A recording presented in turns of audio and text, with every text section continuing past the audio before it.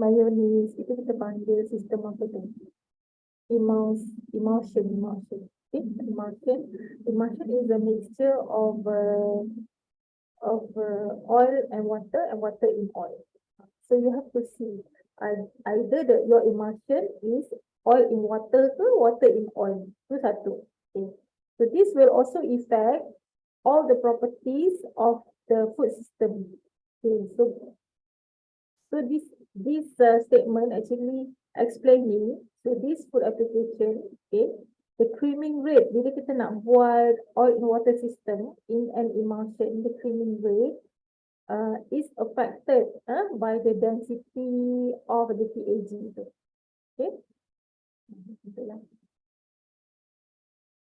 Alright, and then of course thermal properties, tadi kita mention about thermal properties. Thermal properties ni is important bila kita nak design macam what temperature to use, how it will behave at certain temperature. So it will involve the conductivity, it will involve the melting point, it will involve the enthalpy lah. And this is more of a physical properties, kan? Satu lagi specific heat capacity, kan? You learn this a lot in engineering, right? Specific heat capacity, thermal conductivity. I remember when I did this during unit operations, one of my lecturers are from engineering, so they taught us all this heat capacity. You have to design and calculate how much, then I think you have that kind of courses in the program. Okay, so dia akan affect, it will affect the CP, the specific heat capacity, the thermal conductivity on how much that the fat will be a conductor or using that specific thermal temperature, the melting point, of course, and then the enthalpy of fusion. Okay, knowledge of the temperature at which liquid starts to break down, it is due to the thermal degradation. It's quite important. For example, frying or grilling. Okay, thermal stability of liquid can be characterized by their smoke point, flash point, and also fire point. Okay, then we go to the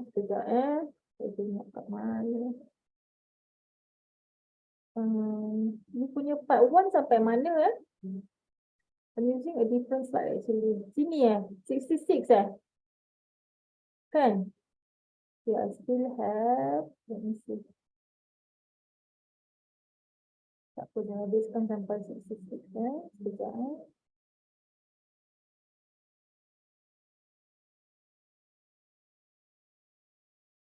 Sekejap break sekejap 5 minit. Minum air kejap.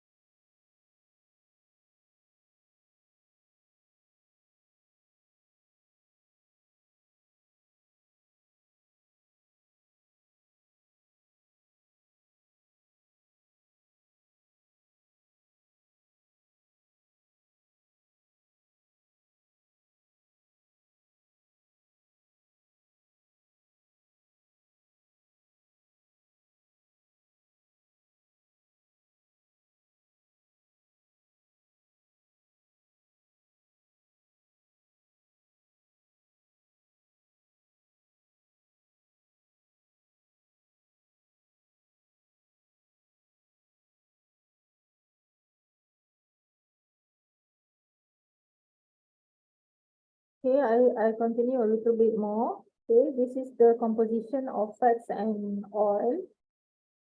Composition meaning that what type of fatty acids that you will find in certain types of oil or fats lah. Okay, like cocoa butter, coconut oil, they are high in saturated fatty acids. Okay, and for coconut and palm oil, normally it has high medium chain fatty acids. It's either from 8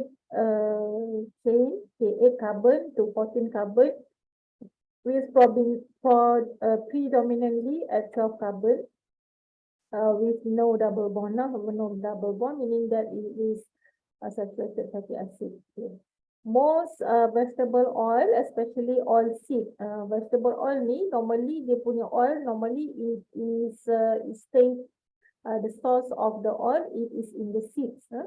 Highly saturated and highly unsaturated and primarily fatty acid is carbon 18 or carbon 18. It has 18, 18.1, 18.2 or 18.3. Okay.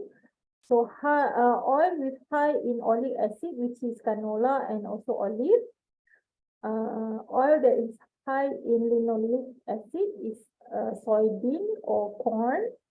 And then oil with high linolenic acid normally is from linseed. Nanti kita tengok composition, each of the composition of the fat. It is not just that one fatty acid, it can be a mixture of fatty acid, because we're talking about triacylglycerides or triglycerides. Normally they consist of 3 fatty acids. Okay.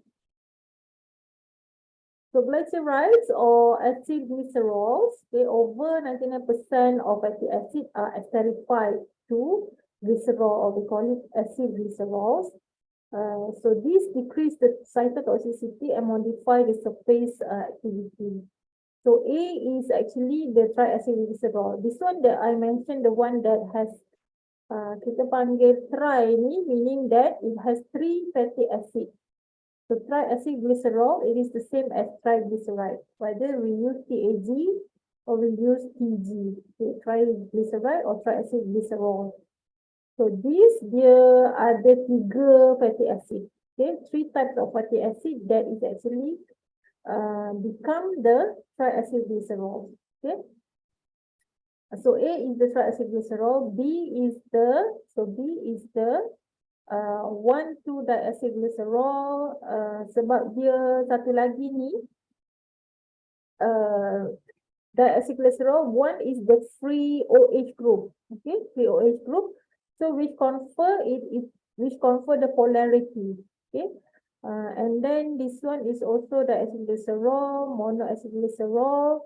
Okay, so kalau ada yang macam ni A, B, C, D, okay. C is this 1,3-diacylglycerol. D is the monoacylglycerol. So that means if you have a glycerol or glycerides, the acylglycerol that has not all has a full fatty acid of triacylglycerol, there are the OH. So this is one OH, this is one OH, this is 2 OH. So these 3 OH can be thereby contribute to the polarity of the acylglycerol, and this can be a good emulsifier. Apa maksud emulsifier? When do you use emulsifier? What is the function of emulsifier? Anybody know? Okay. So emulsifier like soy lecithin, soy lecithin can be emulsifier. Fatty acid, or we call it acylglycerol, can also be emulsifier if you have this OH group to give the solubility of water. So emulsifier ni dia adalah satu molecule ataupun satu compound or one sebahagian lah or compound that you can use it to mix the oil and also the water. So hydrophobic and hydrophilic compounds, dia akan jadi, dia tak separate lah. For example, macam yogurt kan, or we call it stabilizer. Sometimes they call it stabilizer, sometimes they call it emulsifier. So dia tak separatekan those two together. So macam kalau kita makan apa tu?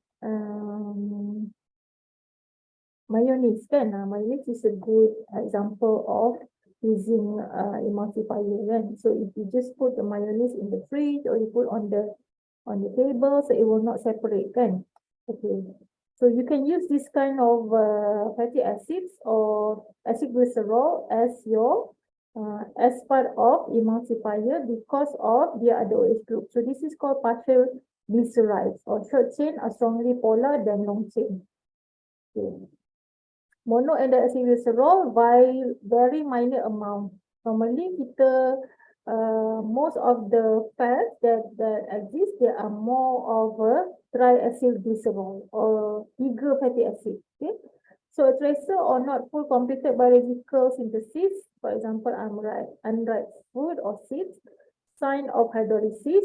So bila enzymatic hydrolysis, bila fats to starts to deteriorate, so dia akan ada sign or enzymatic through the enzymatic reaction lah. You can find those mono and diglycerols ni. Okay, liquid and solid depends on fatty acid composition. Can be commercially prepared guna esterification. Okay, affinity of both water and non-polar substance. So they can be emulsifier because it likes both water and also non-polar substance. It also has a higher vapor pressure than PAG. Okay, in the distillation process, kita nak distillate, we want to have the compound to be vapor, right? So kalau dia tengok how much of the pressure that we need to use, kalau dia needs a higher vapor pressure in the distillation process. So this mono and di has a higher vapor pressure lah as compared to PG. Okay. So any monoacylglycerol is either a one monoacyl or two monoacylglycerol. Kalau dia diacylglycerol, it can have many other combination of fatty acid.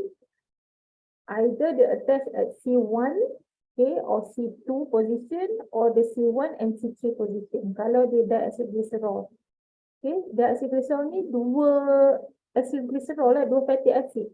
Kan, kalau mono acylglycerol dia satu fatty acid. So that's why dia kata it can be C1, C2 or C1, C3.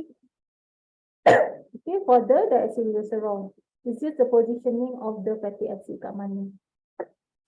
And then first and all, composed of mix, this one the very common one lah. Okay, very common one. Kita ada FA1, fatty acid number 1, fatty acid number 2, fatty acid number 3. Apa yang membezakan, what differentiate between these fatty acids are the R group ni. R group ni is how the chain tu lah, either C18, whether it is C16, whether itu kita panggil each of the fatty acid kan. Tadi we learn about oleic acid, stearic acid, palmitic acid, right? So here depending on which type of acid that sits here, so dia yang jadi so this triacylglyceride ni or triglyceride, what type of fatty acid will determine dia punya yang tadi tu kan, dia punya all those physical properties and also chemical properties. Okay, so fatty acid ni kalau dia guna the same fatty acid, so we call it simple glyceride or simple triglyceride lah, simple TG, because they use the same fatty acid for number 1, number 2 and number 3. So tiga, so all these three are from the similar fatty acid. But for the mixed triglyceride, okay, we can use it exists in macam R1, R2, R3. Okay, so you can either have different like C18, C16, C14 macam tu. So dia different triglycerides. So this is called mixed triglyceride. This one is another example of how you want to change the liquid to become solid. Macam tadi I mentioned one way is use hydrogenation kan. This is another method where you can exchange the fatty acid to change the oil and become solid and make it more spreadable. Ini satu cara lagi lah, kita panggil interacidification. Kita tukar dia punya fatty acid. Okay.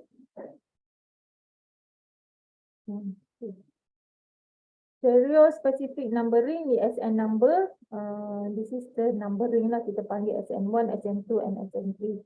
So depending on where the location of the fatty acid tu. Okay, SN1 what fatty acid, SN2 what fatty acid, and SN3 which fatty acid. Okay. Plant triacylglycerol, preferential placement of unsaturated fatty acid dekat SN number 2 yang tengah ni. Okay. Right, saturated acid exclusive at 1,3 position and individual saturated and unsaturated fatty acid equally distributed at SN1 and SN3. Okay.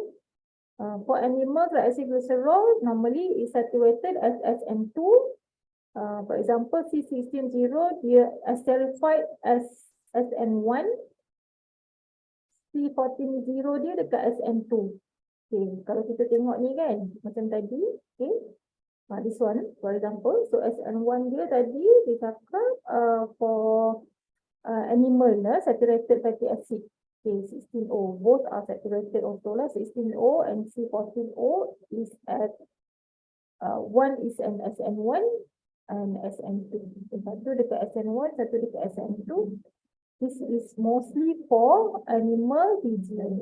Short chain fatty acid selectively at SN number 3. Okay, this is a positioning of the SN1 to 3 depending on what type of fatty acid that you are looking at. Okay. Minor components ni kita dah mention tadi kan. Minor components of the lipids other than the major, these can be the minor components. Okay. Fatty acid, wax, pigments, glycosides, vitamins, okay. Phosphatide and phospholipid, this one, the one that I mentioned, the one that has a ester of glycerol with the phosphate group. That's why dia ada phosphate kat sini kan. Phosphatide or phospholipid or phosphoglycerol. So ester of glycerol with phosphate group consists of alcohol, usually glycerol or fatty alcohol, okay, fatty acids, orthophosphoric acid, nitrogen containing compound. Okay, ini adalah dia punya components lah. Okay. Include vegetables, normally the percentage is about 0.1 to 3%. Okay. So for oil insoluble co-extracted as micelle with triacylglycerol during refining. Refining ni macam dia nak proses to extract the oil. Okay. So dia akan co-extract as micelle, micelle of the triacylglycerol. So this phosphorus content can be used as a quality of fats and oil. Okay. Amphipathic macam tadi tu. Amphipathic molecule dia ada component that has a hydrophobic and also hydrophilic component, so it can be a good emulsifier. Okay, I don't know if you can see this one. Okay, ni macam tadi lah, dia nak tunjuk where is the hydrophilic head. Okay, nanti dalam membrane. Okay, this is a good picture of a membrane. So in the membrane layer tu, dia ada phospholipid bilayer. We call it phospholipid bilayer. Because it has the head and also the tail. So the head ni dia consists of apa? Nitrogen dengan phosphorus. Nitrogen and phosphorus. So these are the structure lah, the structure. So this is the choline, the phosphate group, the glycerol group. Okay, and then the hydrophobic tail ni yang ada fatty acid tu kat sini. Dia punya tail ni. Okay, so that's why kalau kat dalam cell, membrane cell, okay, the membrane, the inner part tu is the hydrophobic part because this hydrophobic part dia mostly dalam cell kan, kita punya membrane, the environment are mostly aqueous kan. So bila aqueous, this hydrophobic part, the tail ni dia tak suka expose to dia nak duduk dekat yang conserved region so that dia tak expose, they don't expose to the aqueous punya environment in the body, or in the cell lah. So normally dia akan jadi macam ni lah. So this part where you have the hydrophilic part ni, dia akan ada satu phosphorus, kita panggil phospholipid bilayer. Okay. Sekejap. Okay, it is classified into 5 main groups based on the nature of substitute on the glycerol. This is the dia punya structure, dia punya structure. So if X is an H, this is the name. So you just substitute the X ni kat sini, okay. So it become the different name, okay. Phosphatidylcholine, phosphatidylethylene, okay. You just gantilah the X group tu. So different charges as a function of pH, solubility and removal method. Okay. Ini just showing you the structure. Okay. Okay. Free fatty acids are non-esterified fatty acids. Okay, this is FFA. Okay. Some unrefined oil may contain as much as several % of free fatty acid. Okay, non-esterified. Kita tak buat any esterification punya procedures. Okay. The level of free fatty acid are reduced in the refining process only a few hundred of 1%. The free fatty acid can also be used as fat and oil quality. Kita boleh check juga dia punya free fatty acid value lah, free fatty acid value. Okay. And then sterols ni banyak dalam phytosterols. Phytosterols ni in plant lah. Kalau cholesterol in animals. Okay. Basic sterol structure, this is sterol structure. It consists of this aromatic group. Okay. Condense of 4 ring system with 17 carbon atom. So these are sterols. Mostly you hear about plant sterols kan banyak diguna dalam formulation, like milk formulation. They use a lot of plant sterols in order to reduce the HDL kan, to reduce the LDL. Okay, low density lipoprotein, okay, the cholesterol lah. Okay. It is found in both animal and vegetable oil, okay, cholesterol and phytocholesterol. The fat solubility, the other range lah depend on 0.05% to 0.6%. Okay. This one is the substitution at the skeleton by one OH and one or more metal and side chain. This one is tak apalah. This one is just to show. Nanti masa part 2 you can see more about the interesterification punya procedures lah. Okay, this one I will just skip the explanation for today. This one also tak apalah. This one is just to mention how the structure is different. Okay, if you change this R group at certain position. Okay, this one is talking about sterols lah. Okay, and then tocopherol and tocotrienol ini adalah apa? It is the antioxidant lah. Antioxidant yang we use it a lot in formulation. Tocopherol, tocotrienol ni vitamin A kan? Vitamin A, vitamin E. Okay, tocopherol and tocotrienol depending on this structure, depending on the R group ni. Okay, R group ni will confirm with you what type of compound that is attached dekat R group ni, R1 and R2, it will give you different alpha, beta, gamma and also apa ni delta kan, delta. Okay. So kalau R1 ni, okay, and R2 are both CH3, so dia kita panggil alpha tocopherol. Kalau R1 is a metal group, R2 is the H, kita panggil beta tocopherol. Okay. Same goes to this one. You look at you just look at these R groups in it. The guide is here. Okay, then you can see the names of the alpha, beta, gamma, and also delta lah. Okay. This one is sama lah macam tadi, members of vitamin E. These are fat soluble antioxidant. Banyak kita guna ni dalam food also, food ingredients. Okay. As an antioxidant. Okay. And added after processing to improve oxidative stability in finished product. Okay. Pigment ni tak apalah, nanti masa pigment kita tengok. Pigment ni can be as part of lipid also. Okay, chlorophyll, carotenoids. Nanti masa topik pigments tu, I will go in detail. Glucoside ni ether of mostly monosaccharides. Okay, many oil-bearing seeds and fruit pulps contain glycosides. Ni dekat plants lah. Okay, acidification of glycoside via the OH group. Okay, can make the oil insoluble. Okay, can make the oil soluble. Okay, vitamins. Nanti masa topik vitamins kita go in detail lah. Okay, I think I stop at 66 kan untuk part 1. Okay, it's already 5 o'clock. Okay, for tomorrow I will continue the part 2.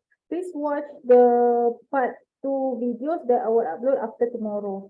Okay, so thank you for your attention today. Any question? Nanti I will post this